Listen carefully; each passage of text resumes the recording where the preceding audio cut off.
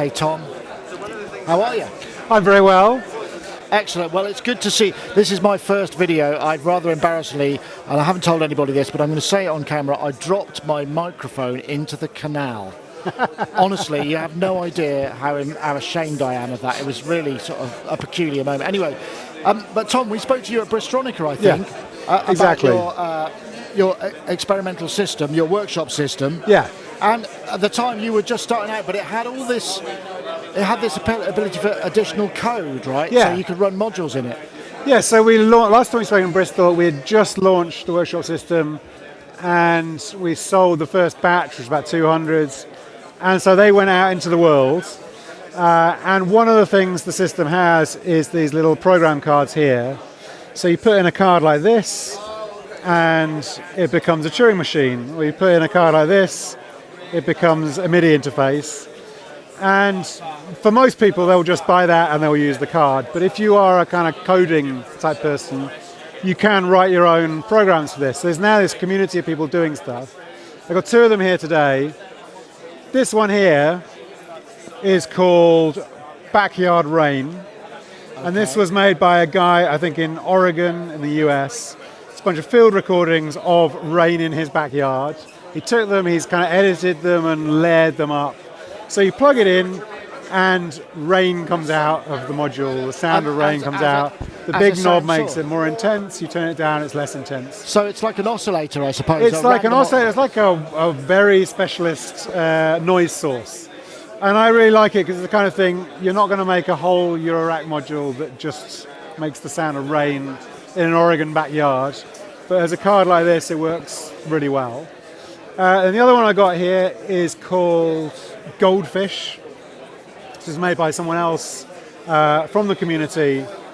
And it's this really kind of quirky audio looper.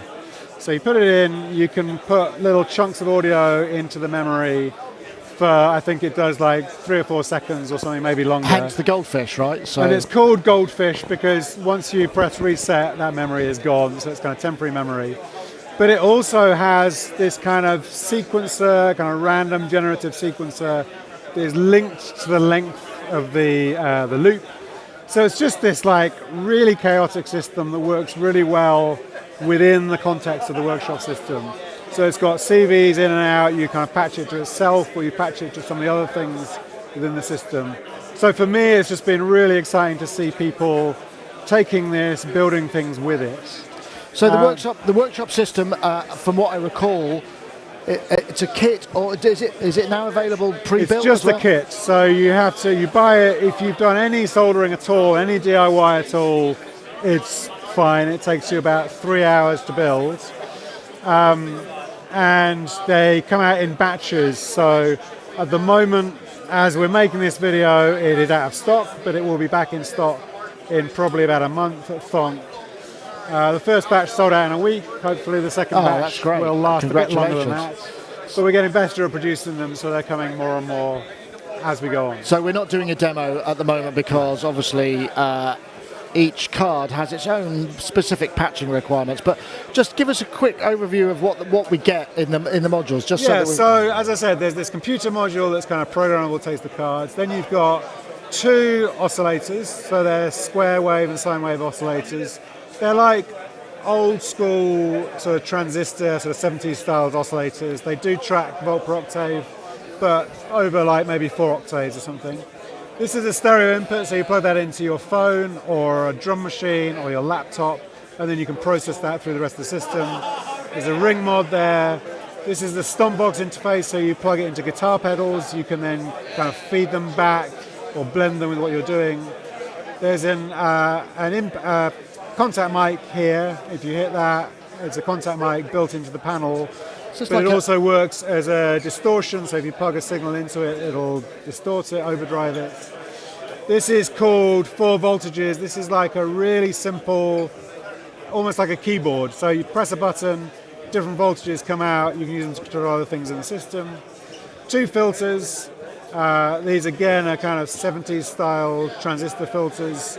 High pass, low pass, and then 2 slopes. These are like sort of surge style again, kind of old school style filled envelopes, but you can also use them Like envelope as generators, LFOs and modulation. function generators, right? Yeah. And then a stereo mixer on the end and 2 headphone outputs. So it's designed for. It'll process. It'll generate as well. So it makes Exactly. a noise, but yeah, okay. Yeah, you might use it with other things you've already got, or you might use it to generate sequences. You can plug in a keyboard like a key step and use it like a traditional kind of mono synth, or you can do much wilder things. So where do people find out when the next batch is available? The next batch will be available, I'm talking about probably 4 to 6 weeks. Right, okay. Thanks very much, Tom.